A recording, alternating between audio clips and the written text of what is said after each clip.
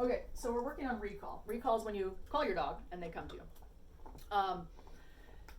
Now, they already know how it works if they're already aware of me. So if we're practicing, and we've practiced a couple of times, or we've done something already, and I say the C-O-M-E word, well, they're gonna C-O-M-E, because they know that that means, hey, cool, we get a reward.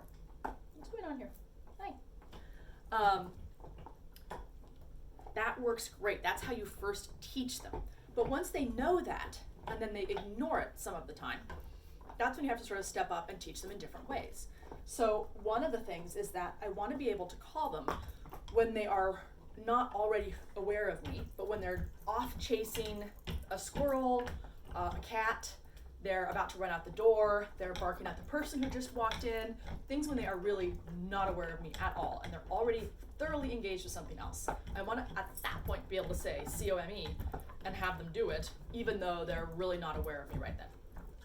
So to do that, I'm going to start when they are otherwise occupied. I'm not going to call them a bunch of times. I'm going to call until we are successful. So if that's once, that's once. If that's 12 times, that's 12 times. When they do C-O-M-E, at that point, I need to give them a treat. Now, I don't have a treat on me because I'm setting this up as a real world thing. And the fact is, I do not carry treats around all of the time. I don't carry treats around most of the time. Sometimes if I have boarders, I remember to tuck them in my pockets. I'm always telling people, when you wake up in the morning, you feed your dogs. In that moment when you're already giving them something, try and remember to grab some treats, put them in your pocket if you're in the middle of training things. If you're not, however, you do what I'm about to do. So what I want to do is a bridge. A bridge is a noise that links action and reward, or action and consequence. Most frequently, you'll hear me using a bridge to link action and consequence. So they'll do something naughty, I'll start hissing until I can go grab my squirt bottle, and I'll keep hissing on my way back until they get squirted. That way, even if they're not doing it anymore, that constant noise bridges the two things. I did this naughty thing, I got squirted a minute later. But we can also use a bridge to link action and reward. You see this in a lesser extent when people are using clickers or they talk about marking a behavior. What they're doing is making it obvious in the dog's mind right then, so that it's still there a second later when they finally get that reward. You can extend that though by bridging.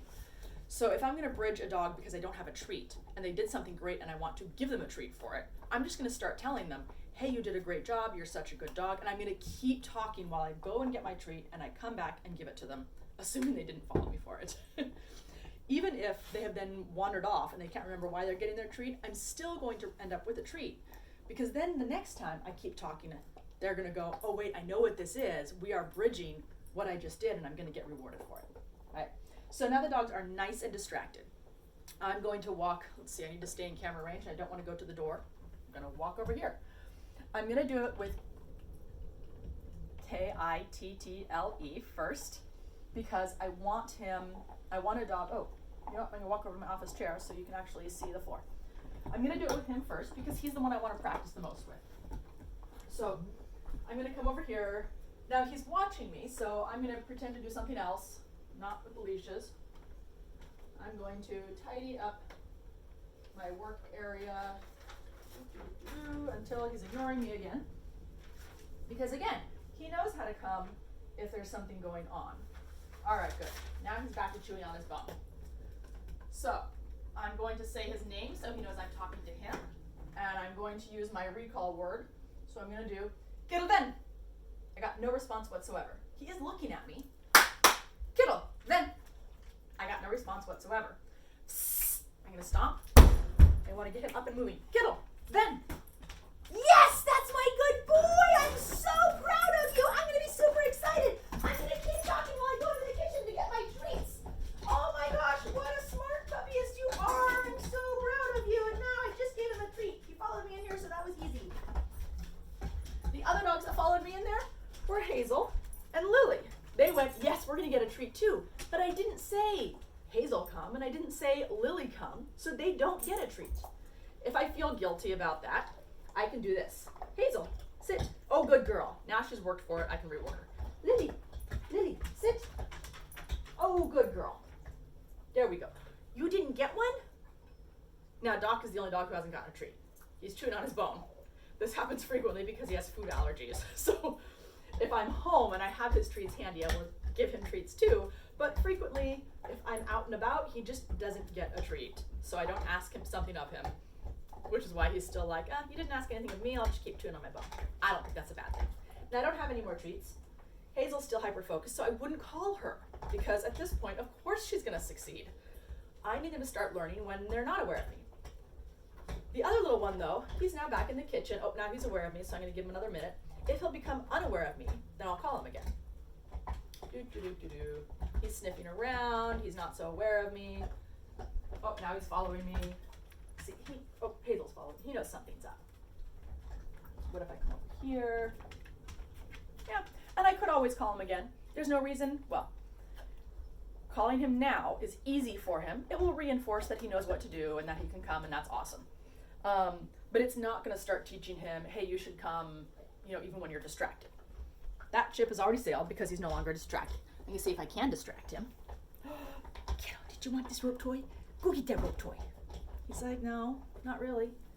Want a bone? Yeah. No, Doc, you can't take his bone from him. Oh, good.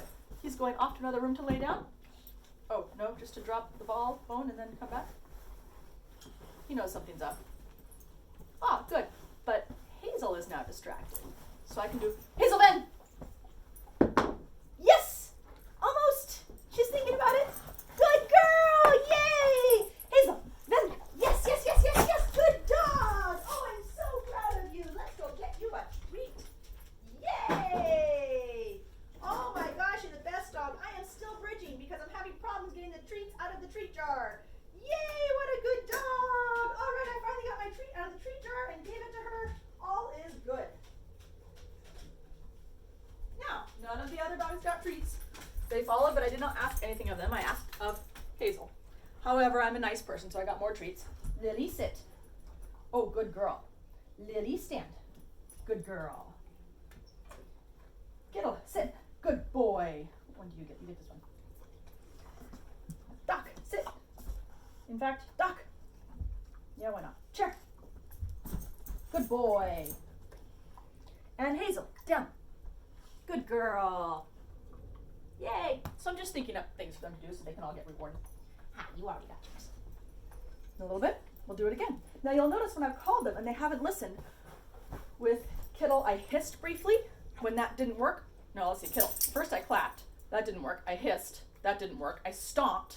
And I think I even stomped several steps towards him before he was like, oh, me?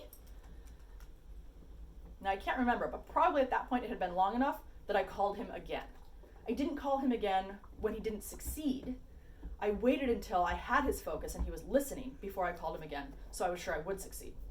With Hazel, she was out of camera, so you couldn't see this. But when I called her, she looked up at me. And so first I tried to let her know, yes, that was the right thing. So I actually did call her again. And she just stood there and looked at me. Now she was at least focused on me. So I started saying, yes, yes, good girl. And when I started saying that, she was like, oh, I should come towards you. I'm going to get a treat. At which point I could just keep rewarding her and take her all the way into the kitchen. Lily, I don't have a treat in my fingers. So that's kind of what we're looking at. I'm going to do it again several times in video so that you can see it throughout the next few days. Thanks very much. Well, thanks very much, I said. I don't know what I'm saying. Have a good morning.